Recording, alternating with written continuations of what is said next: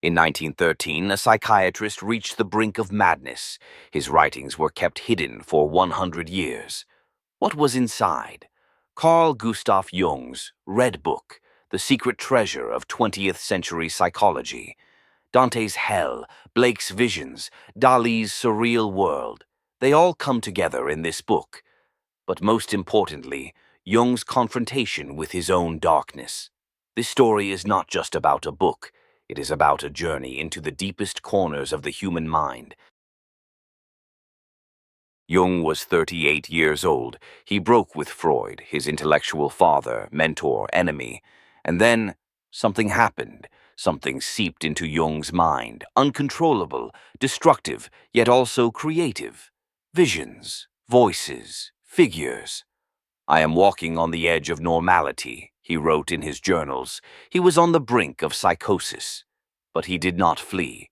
Instead, he plunged in.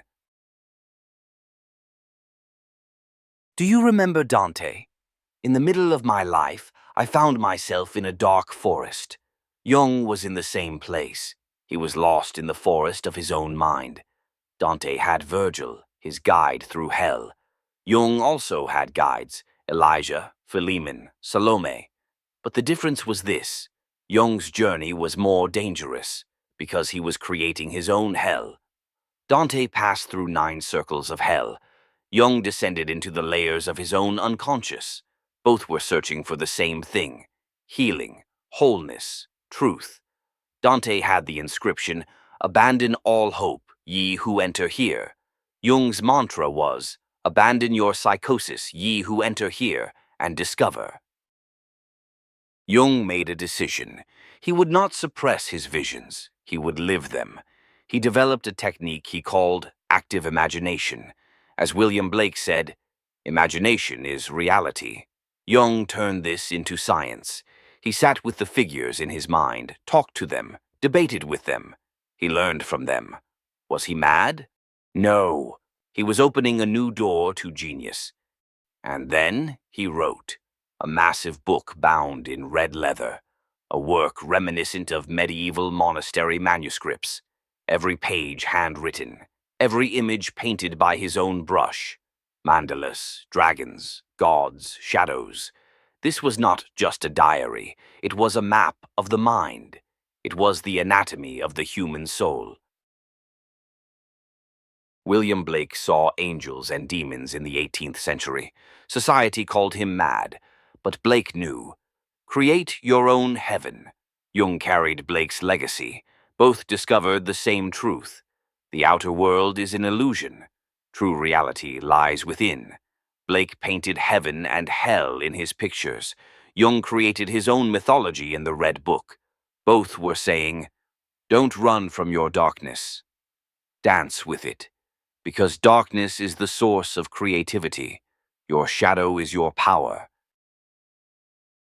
Salvador Dalí's melting clocks show the flexibility of time. Jung's Red Book shows the flexibility of the self. Dalí poured his unconscious onto canvas. Jung poured his onto paper.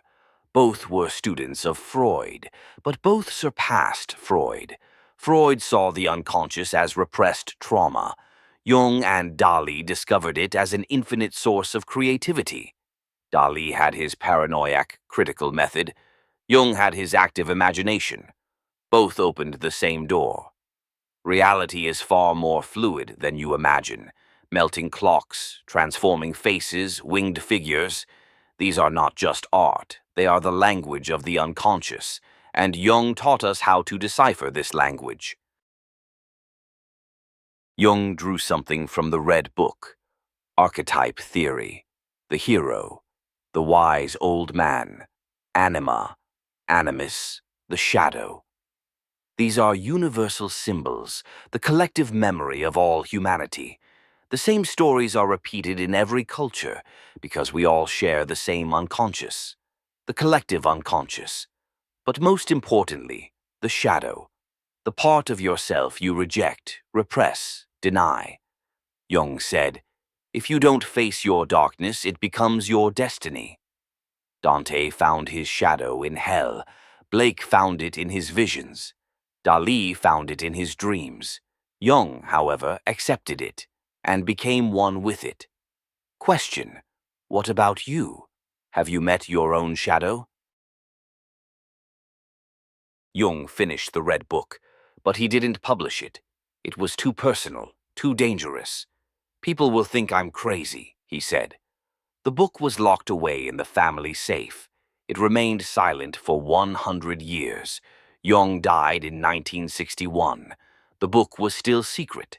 Until 2009, the book was finally published, and the world was shocked. This was not just a diary. It was psychology's lost gospel. All of Jung's theories were hidden here. Archetypes, the shadow, individuation, they all originated from the Red Book.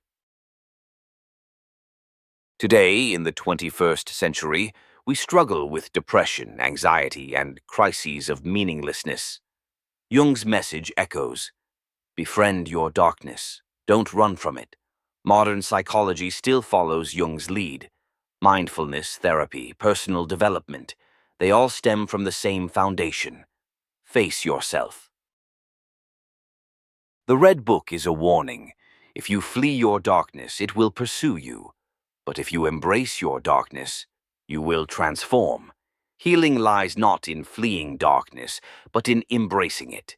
In Jung's words, man reaches the light not by destroying darkness, but by bringing it into consciousness. Dante descended into hell. Blake created heaven.